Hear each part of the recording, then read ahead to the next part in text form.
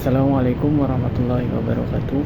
Innal hamdalillah nahmaduhu wa nasta'inuhu wa nastaghfiruhu wa na'udzu billahi min shururi anfusina wa min sayyiati a'malina. May yahdihillahu fala mudilla lahu wa may yudlilhu fala hadiyalah. Asyhadu an la ilaha illallah wahdahu la syarikalah wa asyhadu anna Muhammadan 'abduhu wa rasuluhu la nabiyya ba'da. Amma ba'd. Teman-teman yang berbahagia, yang pertama-tama kita semua mari kita panjatkan puji syukur kehadirat Allah Subhanahu wa taala, yang mana pada kesempatan kali ini kita semua diberikan kesehatan, diberikan kemudahan, sampai dengan menonton video ini kita diberikan kemudahan untuk bisa mengakses video ini. Itu juga merupakan nikmat yang Allah berikan kepada kita semua. Kemudian salawat serta salam selalu terlimpah curahkan kepada Nabi Muhammad sallallahu alaihi wasallam. Semoga kita termasuk ke dalam umat beliau hingga akhir zaman kelak. Teman-teman yang dirahmati Allah Subhanahu wa taala, sebagai mahasiswa kita tahu bahwa usia ataupun fase saat ini adalah usia yang produktif, usia yang labil, usia yang emosional, usia di mana kita berusaha menggali jati diri kita. Kita berproses mengalami naik turun, ya, proses kehidupan untuk menemukan jati diri kita. Banyak kegiatan-kegiatan, banyak peristiwa yang sudah kita lalui. Itu merupakan sebuah proses penggalian jati diri kita. Namun banyak juga dari saudara-saudara kita yang keliru dalam menafsirkan generasi mahasiswa ini sebagai aktivitas yang menunjukkan fanatis, seperti memberontak dengan cara yang arogan tanpa akhlak, kemudian merusak sana sini dengan tujuan menjadi seorang pahlawan ataupun mendapatkan sensasi. Maka sepatutnya kita sadar bahwa cara berpikir kita yang ternyata itu keliru dalam menafsirkan apa itu generasi mahasiswa saat ini.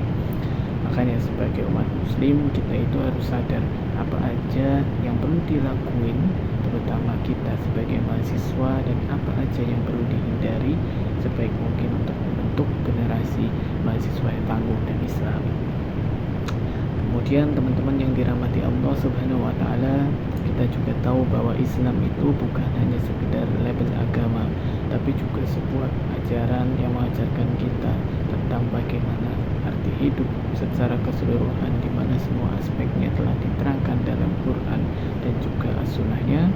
Dan juga kita ambil salah satu firman Allah Subhanahu wa taala dalam Quran surah Al-A'raf ayat 56 yang berbunyi, wala tufsidu fil ardi ba'da islahiha wad'u khawfan wa tama'a inna rahmatallahi qaribum minal muhsinin, yang artinya, dan janganlah kamu membuat kerusakan di muka bumi setelah bumi itu baik-baik saja, dan berdoalah, memohonlah kepadanya dengan rasa takut dan penuh pengharapan.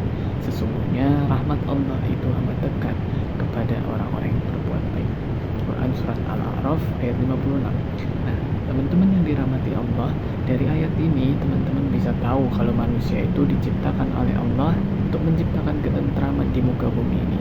Karena pada dasarnya bumi itu akan selalu baik-baik saja kalau kita, elemen-elemen makhluk di bumi ini sama-sama saling menjaga kelestarian bumi ini. Nah, apa aja sih yang dimaksud merusak bumi itu? Apa aja sih kategorinya?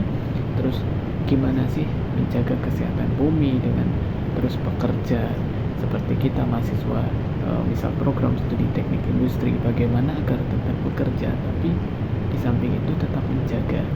Nah, teman-teman yang dirahmati Allah, akhlak yang perlu ditanamkan untuk kita adalah dengan memiliki prinsip yang mendasar bahwa bumi diartikan sebagai sumber daya untuk manusia bertahan hidup. Sebagaimana firman Allah tadi, Quran surat Al-A'raf ayat 56, maka sebaiknya kita sebagai operator di muka bumi ini harusnya mampu mengendalikan hal-hal tersebut dengan akal manusia yang cerdas. Misalnya dengan memunculkan ide green concept, kemudian green manufacturing, kemudian yang nantinya bisa meminimalisir adanya limbah perusahaan ataupun limbah-limbah lain yang bisa tercemar dalam lingkungan di seluruh muka bumi ini.